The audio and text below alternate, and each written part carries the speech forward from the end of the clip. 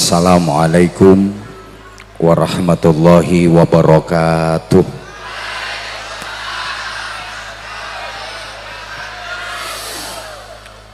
Bismillahirrahmanirrahim. Alhamdulillahi 'allamal Qur'an. Asyhadu an la ilaha illallah wahdahu la syarika lahu munzilul Qur'an. Wa asyhadu anna Muhammadan abduhu wa rasuluhu sahibul mu'jizati wal Qur'an. Allahumma salli wa sallim wa barik ala man uhiyal Qur'an. Sayyidina wa maulana Muhammadin alladhi kana khuluquhul Qur'an. Wa ala alihi wa ashabihi alladhina tamassaku bil Qur'an. Amma ba'du. Sadatul kurama, ulama anal a'izza, para alim, bapak-bapak kiai, ibu-ibu nyai, para pimpinan pondok pesantren, bil khusus murabbi ma'had Raudhatut Thalibin Fadilatil Mukarram Bapak Kiai Haji Dr. Andes Dimyati MHI bersama Ibu Nyai dan keluarga dalem, kita doakan mudah-mudahan senantiasa dikaruniai panjang umur, sehat wa'afiyah,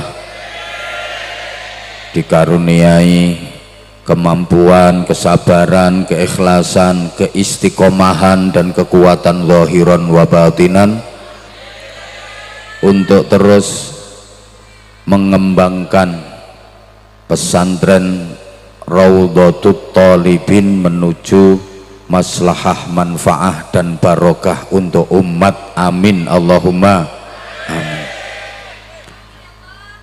Segenap pengurus cabang Nahdlatul Ulama Kota Metro, baik dari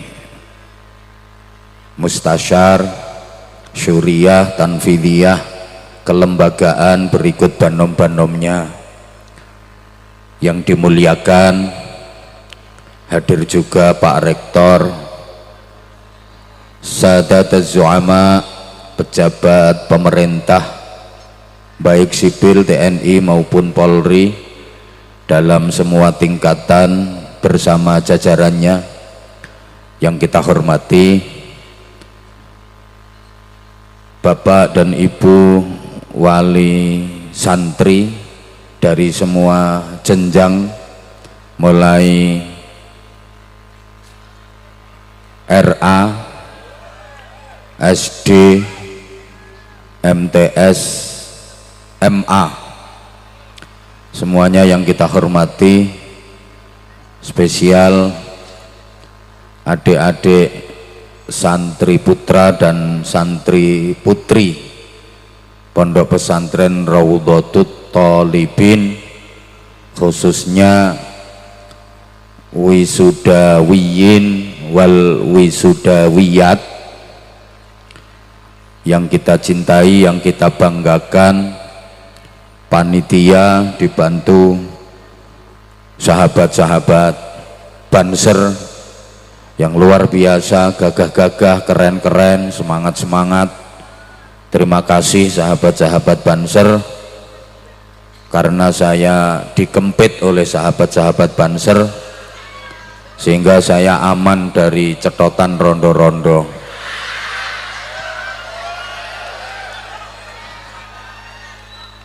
Bapak, Ibu, adik-adik, seluruh jamaah yang sangat saya hormati, saya cintai, saya doakan mudah-mudahan semuanya mendapatkan hidayah, ma'unah, maghfirah, rahmat, barokah dan ridha Allah. Mudah-mudahan semuanya tergolong orang-orang yang semangat dalam berikhtiar maksimal untuk menggapai keselamatan, kemuliaan dan kebahagiaan dunia akhirat. Sejujurnya saya malu dipaksa ceramah di forum semulia ini.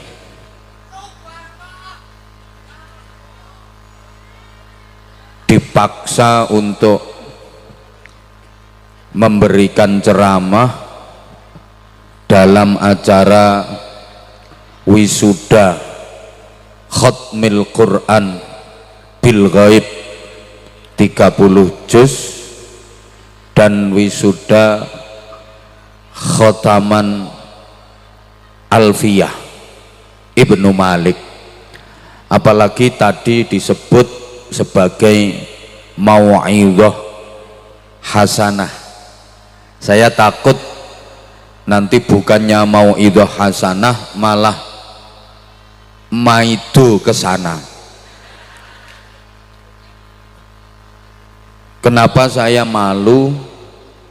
Karena saya merasa belum makomnya dan sangat-sangat tidak muqtadal makom, tidak muqtadal hal kalau saya harus berceramah di majelis khatmil Quran dan khatmi Alfiyah Ibnu Malik. Harusnya yang kasih mau'idhah dalam acara khataman Al-Quran hafalan 30 juz itu adalah bukan hanya orang yang sudah hafal Al-Quran. Jadi yang kasih mau'idhah ini harusnya bukan hanya yang penghafal Al-Quran tapi pengamal Al-Quran. Sedangkan Anwar Zahid jangankan kok pengamal, bisanya cuma kul huwaile kesuwen. Mestinya yang kasih ceramah, kasih tausiah, kasih mau'idhah hasanah dalam acara khataman para penghafal Al-Quran itu adalah pengamal Al-Quran tingkat dunia. Karena sejujurnya saya jangankan mengamalkan, membaca saja masih belepotan. Banyak di antara kita, kalau kita mau jujur, mau sadar, yang sesungguhnya belum bisa membaca Al-Quran dengan benar, walaupun sudah hafal ayat-ayat Al-Quran seluruhnya 30 juz sudah dihafal di luar kepala, tapi masih banyak yang belum bisa membaca Al-Quran. Rata-rata baru sampai pada tingkat membunyikan Al-Quran. Allahumma sholli ala Muhammad. Kalau membunyikan Al-Quran insya Allah banyak yang bisa, tapi kalau membaca itu masih jarang.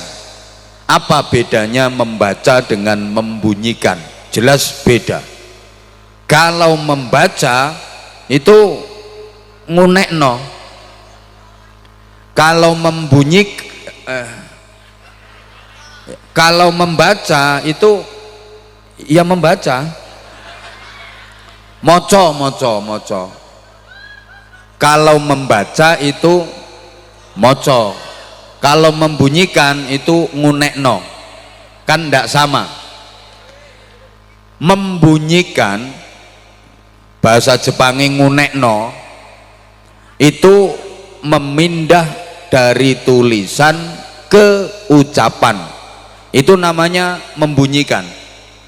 Dari tulisan dipindah ke ucapan, namanya membunyikan. Tapi kalau membaca, memindah dari tulisan ke ucapan disertai pemahaman, itu baru disebut membaca. Lah umumnya kita itu kalau ke Al-Quran sudah faham isi kandungannya apa belum? Sudah ngerti makna dari kalimat-kalimatnya apa belum? Lah itu berarti belum membaca, masih membunyikan. Karena sekali lagi namanya membaca bukan hanya sekedar memindah dari tulisan ke ucapan, tapi harus disertai pemahaman. Yo faham, yo ngerti. Karena Al-Quran itu artinya bacaan. Innahu laqur'anun karimun fi kitabim maknun.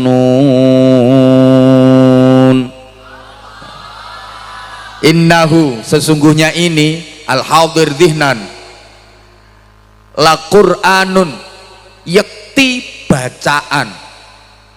Ini adalah benar-benar Qur'anun, bacaan, karimun, yang mulia. Disebut bacaan itu kalau yang membaca mengerti dan faham kandungannya. Allahumma sholli ala Muhammad. Ingat para jamaah, fungsi utama Al-Quran itu ayatnya fenomenal. Tentu udah familiar dengan kita, biasanya sering dibaca kalau bulan Ramadan. Syahrul Ramadan alladzi unzila fihi al-Qur'anu hudan lin-nasi wa bayyinatin minal huda wal furqan.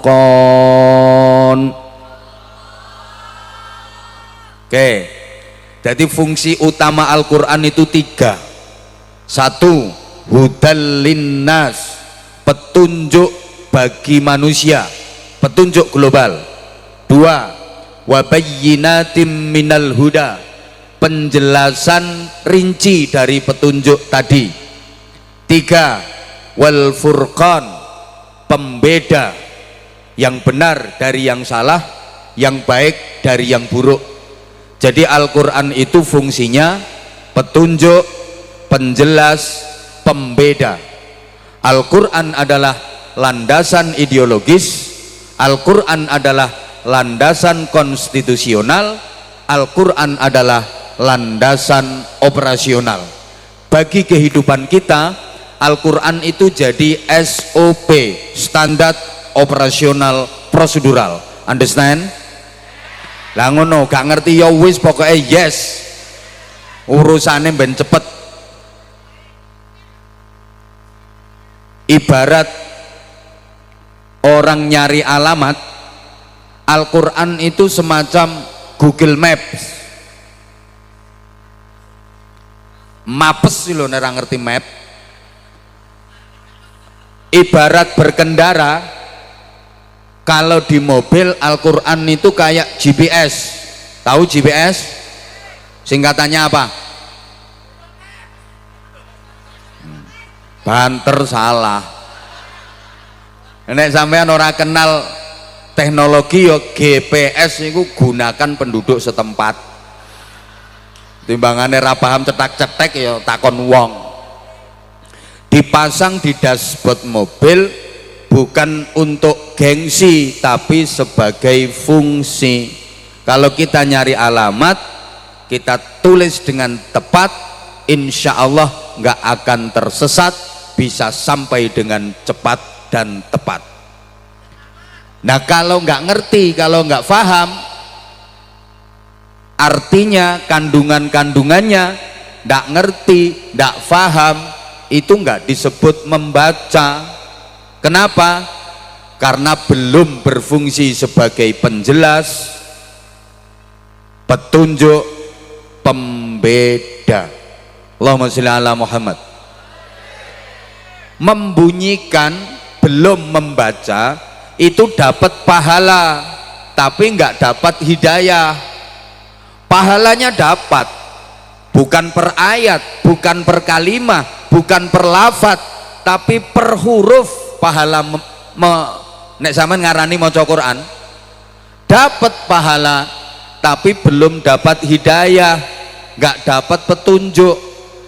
Soalnya ndak ngerti, ndak paham, hanya apa ya bahasa Inggrisnya the ngewes saja. Yang ngewes, yang ngebes, ngewes, tapi ndak ngerti, ndak paham. Allahumma sholli ala Muhammad. Padahal pembaca Al-Quran itu mempunyai kedudukan yang istimewa di sisi Allah.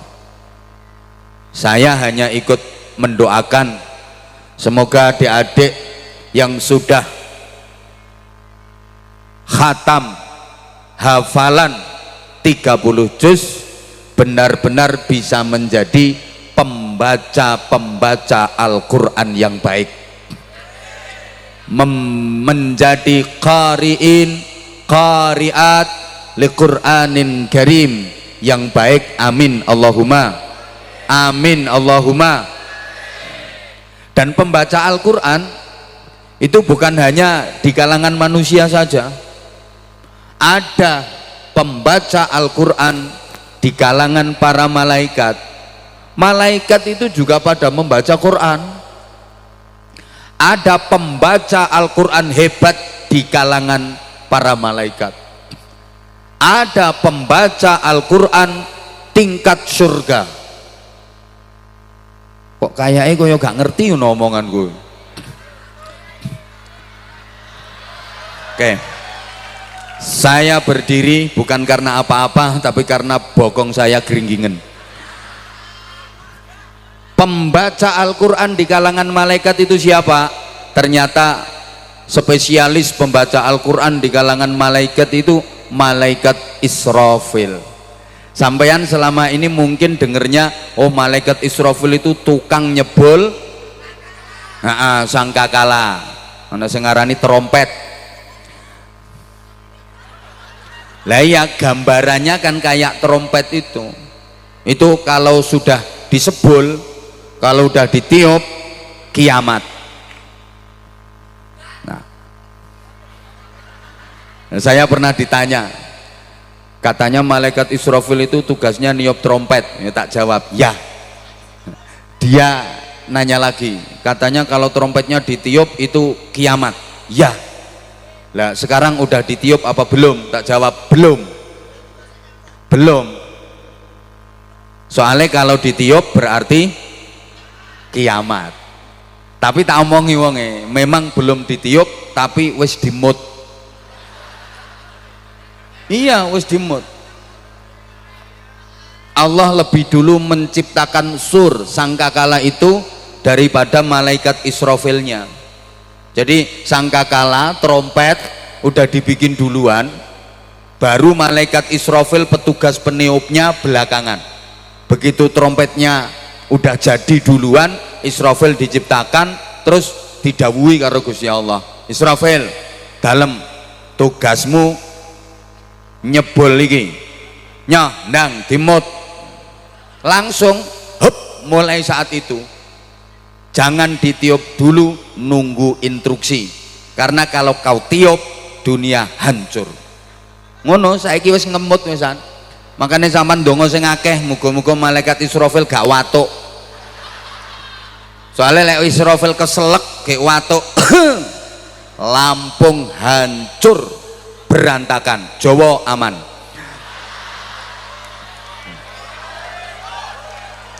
Soalnya sing kesebul pas bolongan incer Lampung, apa maneh wilayah-wilayah teroris disian. Allahumma sholli ala Muhammad. Allahumma sholli ala Muhammad. Nah, mulane penting banyaknya pondok-pondok pesantren di wilayah Lampung ini. Oke, ada pembaca Quran di lingkungan penduduk surga. Iki titeni omonganku. Sampeyan semua iki menawa sok kok sida mlebu swarga, nek sida itu besok di surga ada agenda perjamuan dengan Allah. Jadwalnya setiap hari Jumat. Perjumpaan dengan Allah di surga itu adalah nikmat terbesar, nikmat paling agung, nikmat paling indah. Kok ketemu karo Gusti Allah, dibikin acara seremonial, MC-nya malaikat Jibril. Gak ngandel ya wis diomongi. MC-nya malaikat Jibril, terus koriknya Nabi Dawud alaihi salam.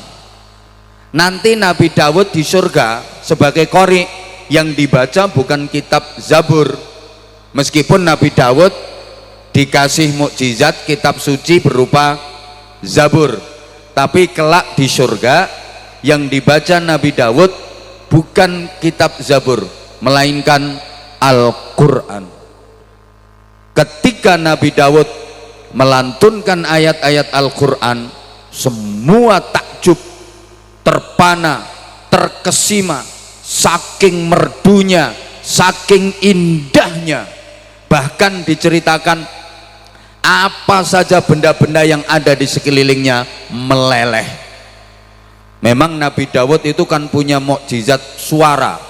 Suaranya Nabi Dawud itu terkenal indah, merdu, sehingga para qari'ah, vokal-vokal itu, vokal-vokal sholawat, vokal-vokal qasidah itu kalau pengen suaranya merdu indah, tawasulnya ke Nabi Dawud.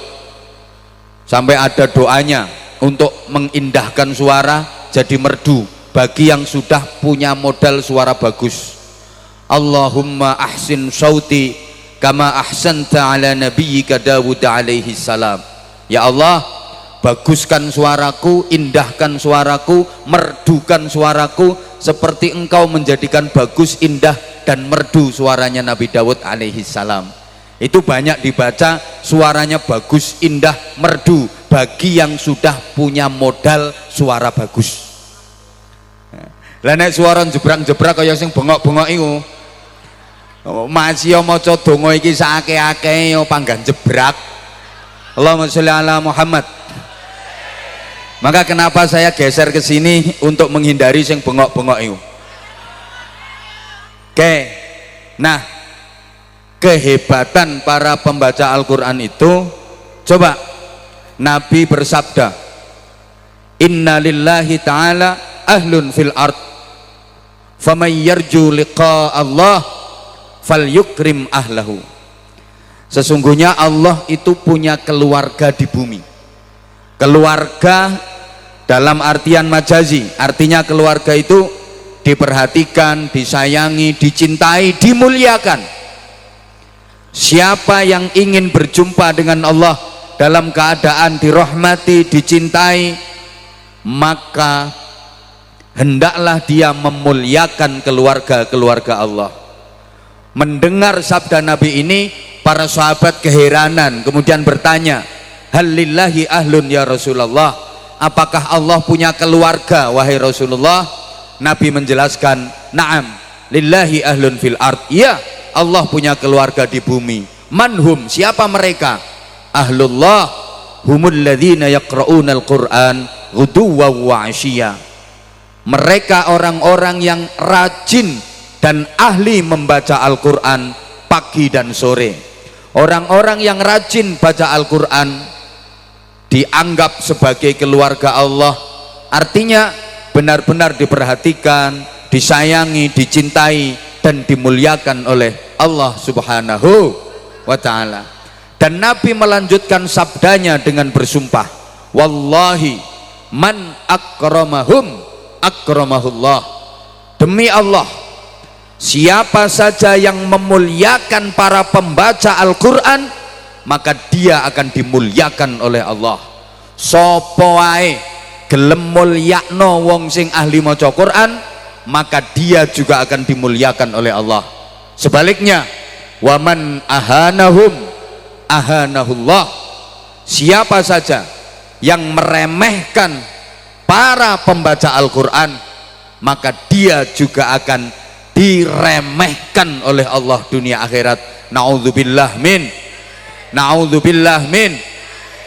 Ibu bapak adik-adik para jamaah, membaca Al-Quran itu hakikatnya komunikasi sama Allah, berbincang-bincang dengan Allah.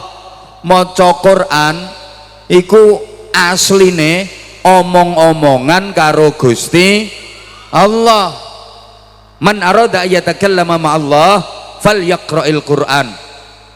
Siapa yang ingin bisa bercakap-cakap dengan Allah, maka hendaknya dia membaca Al-Quran. Jadi maca Quran iki omong-omongan karo Gusti Allah. Ya gaya ya wong nang iso omong-omongan karo Gusti Allah. Cuma sama nek pas maca Quran terus anake rewel, Bu, sama nek jawab ya aja, "Sik, buke sik omong-omongan ambek Gusti Allah ya aja ngono."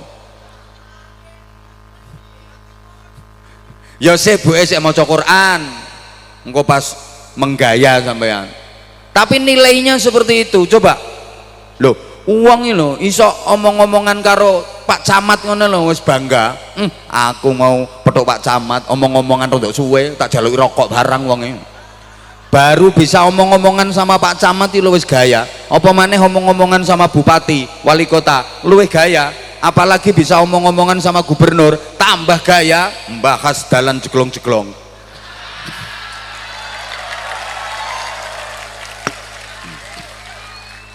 Ngomong-ngomong karo Pak Kapolda, tambah gaya, nyerahno teroris.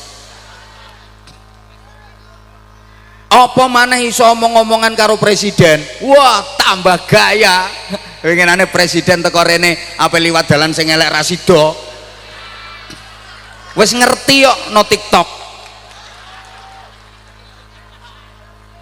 Halo,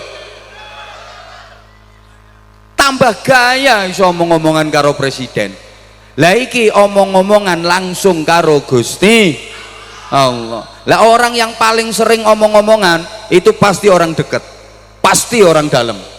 Siapa yang paling sering omong-omongan dengan wali kota? Ya orang dekatnya wali kota, orang dalam. Siapa yang paling sering omong-omongan dengan presiden? Ya orang dekatnya presiden dong, orang dalam dong. Siapa yang paling sering omong-omongan sama Allah? Orang dekatnya Allah, orang dalam. Siapa itu? Orang yang rajin baca Quran. Uang sing akeh maca Quran, uang sing sregep maca Quran, itu dekat sama Allah. Sehingga ada riwayat orang yang ahli baca Quran itu besok di akhirat ndak usah gopoh, ndak usah bingung, ndak usah repot-repot nyari alamat surga. Saya ulang, ana wong ning donya kok sregep maca Quran, iku besok ning akhirat ndak usah bingung-bingung goleki alamat swarga. Baru bangkit dari alam kubur wis oleh Sherlock. Sherlock menuju surga. Lek wonge gak paham Sherlock kaya cah kuwi, sing bengok-bengok kuwi, dijemput panitia surga, dituntun, digiring, diajak menuju ke surga. Enak kadek kula sampean gak patek pengalaman daerah kono. Allahumma sholli ala Muhammad, Allahumma sholli ala Muhammad. Halo, halo. Cukup sebagai bukti kemuliaan Al-Quran, apapun yang berhubungan dengan Al-Quran pasti ikut jadi mulia. Siapapun yang bersentuhan, berkaitan, berhubungan dengan Al-Quran pasti menjadi mulia, karena memang Al-Quran mulia. Ayo semuanya melu nyaut mulia. Yang ikut jawab mulia, saya doakan 2 hari lagi rezekinya lancar. Nek rezeki semangate. Sing gak melu nyaut tak dongakno nek turu mripate merem, nek ngising sikile ketekuk. Nyaut nggih. Al-Quran itu apapun yang berhubungan dengan Al-Quran pasti, siapapun yang bersentuhan berkaitan dengan Al-Quran pasti. Al-Quran diturunkan oleh Allah yang maha melalui perantara malaikat Jibril, maka malaikat Jibril menjadi malaikat yang paling disampaikan kepada Nabi Muhammad, sehingga Nabi Muhammad menjadi nabi yang paling turunnya pada bulan Ramadan, maka Ramadan menjadi bulan yang paling diturunkannya pada satu malam yang disebut Lailatul Qadar. Inna anzalnahu fi Lailatul Qadar, maka Lailatul Qadar menjadi malam yang paling. Sehingga sekali lagi, apapun yang berhubungan dengan Al-Quran pasti, siapapun yang berhubungan dengan Al-Quran pasti, siapapun yang rajin membaca Al-Quran pasti, siapapun yang mau mengaji Al-Quran pasti, orang tua manapun yang mengarahkan anaknya untuk belajar Al-Quran apalagi menghafal Al-Quran pasti wes pegel ya, pokoknya mulia kabeh. Dan cukup sebagai mukjizat Al-Quran bagi orang yang nggak percaya kebangetan. Coba dipikir, Al-Quran yang begitu tebal, 30 juz, 114 surat, bisa dihafal di luar kepala tanpa satu huruf pun terlewatkan. Saya ulang, kitab setebal itu dengan ayat-ayat yang mirip-mirip, dengan kalimat dan lafat-lafat yang seperti itu, 114 surat, 30 juz, bisa dihafal seluruhnya sak harokat-harokate tanpa terlewatkan satu huruf pun. Ini kalau nggak ada campur tangan Allah nggak mungkin. Rasa-rasanya tidak ada di dunia ini kitab atau buku yang ukuran ketebalannya mendekati Al-Quran bisa dihafal seluruhnya tanpa ada yang kelewatan satu huruf pun, kecuali Al-Quran. Mangkane wong nek gak percaya karo Quran ini kebangetan.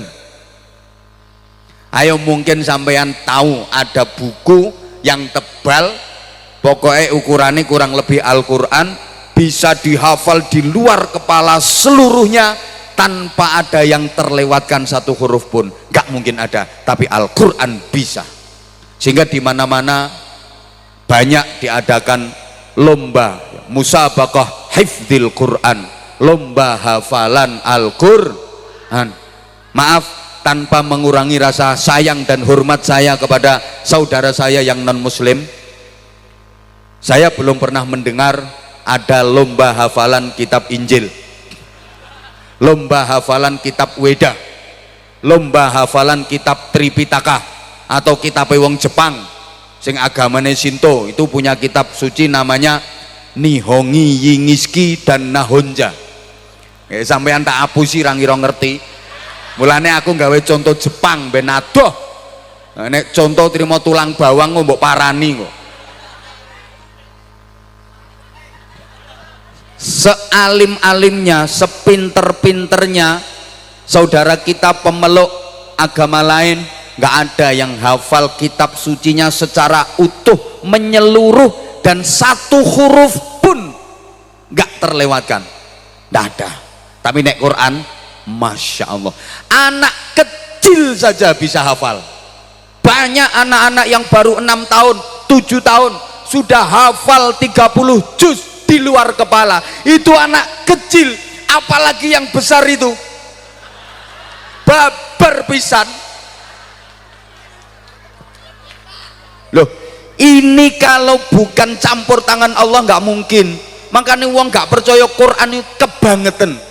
Anak kecil umur 6 tahun, anak kecil umur 7 tahun bisa hafal setebal itu utuh seluruhnya, satu harokat pun nggak ada yang terlewatkan. Allahumma sholli ala Muhammad. Bahkan orang yang punya keterbatasan penglihatan biasa disebut tunanetra, nggak bisa melihat tapi bisa hafal Quran 30 juz. Banyak saudara-saudara kita yang tunanetra, beliau nggak bisa melihat tapi Allah kasih anugerah beliau-beliau yang nggak bisa melihat diuji tunanetra bisa hafal Al-Quran 30 juz utuh, dan ini merupakan cara Allah untuk menjaga kemurnian Al-Quran. Inna nahnu nazzalna dzikra wa inna lahu lahafidun. Aku yang menurunkan Al-Quran kata Allah, dan aku sendiri yang menjaganya asli sampai hari kiamat, bahkan sampai surga Al-Quran tetap terjaga keasliannya. Kalaupun ada orang yang berusaha untuk merubah Al-Quran, jangankan satu ayat, satu harokat saja mesti konangan. Sek gak percaya karo Quran kebangetan. Allahumma sholli ala Muhammad. Jadi para jamaah, Al-Quran itu terjaga kemurniannya, keasliannya sampai ke surga. Jadi sok lek sampeyan sida mlebu swarga, sampeyan akan mendapati Al-Quran ada di sana. Kan ada benda-benda dunia yang meskipun kiamat dunia ini hancur lebur, tapi tetap dijaga keutuhannya oleh Allah. Di antaranya Al-Quran. Ada lagi Ka'bah.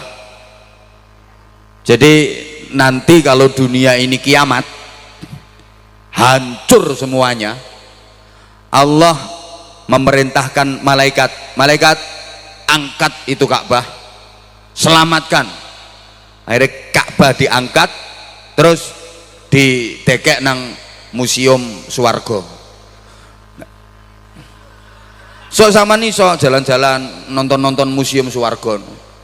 Ada lagi Jabal Uhud, Gunung Uhud itu termasuk gunung yang tidak dihancurkan oleh Allah. Karena apa? Karena Nabi pernah bersabda, Uhudun yuhibbuni wa ana uhibbuh. Gunung Uhud mencintai aku dan aku mencintainya, sehingga Gunung Uhud juga dijaga keutuhannya oleh Allah, nggak dihancurkan. Diangkat malaikat, didekek nang museum swarga.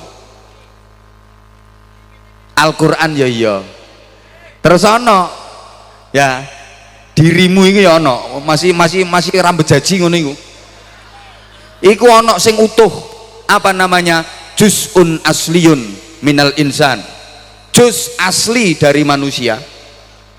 Walaupun tubuh dan jasad manusia sudah berkalang tanah, hancur lebur, tapi ada satu juz, ada satu bagian dari tubuh manusia yang tidak dihancurkan oleh Allah, utuh. Itu nanti ketika kiamat yang akan tumbuh kembali menjadi manusia baru. Bentuknya gak ngini-ngini, bentuknya sesuai amal perbuatan. Nek nondonyo kelakuane kaya wedhus, sok tukule ya dadi, lek nondonyo kelakuane kaya jaran, sok tukule ya bentuk, apa maneh nondonyo bengak-bengok kaya kirek, sok tukule ya rupa. Tapi nek sifate sifat menungso, tukule ya dadi menungso apik. Lho sama nak sering krungu to kiai nek ngaji ngono kae, sok nggone mahsyar wong yono sing digiring rupane rupa celeng. Siapa? Ya orang yang waktu di dunia perilakunya kayak celeng. Ono sing rupa jaran. Siapa? Ya orang yang waktu di dunia perilakunya kayak jaran. Maaf, ono sing dikumpulno karo setan, dikerantet bareng karo setan, dikumpulno setan ning neraka. Siapa? Orang yang kelakuannya di dunia kayak, sama nek ngomong setan aja karo nyawang aku. Lho iya, ono sing dikumpulno karo malaikat, bahkan dilayani malaikat ning swarga. Siapa? Orang yang di dunia sifatnya seperti, iya kayak kamu. Allahumma sholli ala Muhammad, Allahumma sholli ala Muhammad. Lah juz'un asli dari manusia ini ndak hancur, tetap utuh. Walaupun orang mati, jasadnya dibakar sampai jadi abu, dilarung ke lautan, juz'un asli nggak akan hancur, tetap dijaga keutuhannya oleh Allah. Di mana itu juz'un asli? Semua punya, maaf, tempatnya berada di sela-sela selempitan bokongmu. Ya kayak no tengah-tengah bokong sing metungul koyok sekakel. Ya wes engko ae nek arep ngerayangi engko ae, no kene kok gerayang-gerayang. Orang bilang tulang ekor, pokoknya neng selempitane bokongmu iku ana metungul cilik kaya sekakel lho. Itu juz asli. Walaupun manusia jasadnya hancur lebur, dibakar jadi abu, itu tetap utuh. Nah wes iya, Al-Quran juga begitu. Allahumma sholli ala Muhammad, Allahumma sholli ala Muhammad.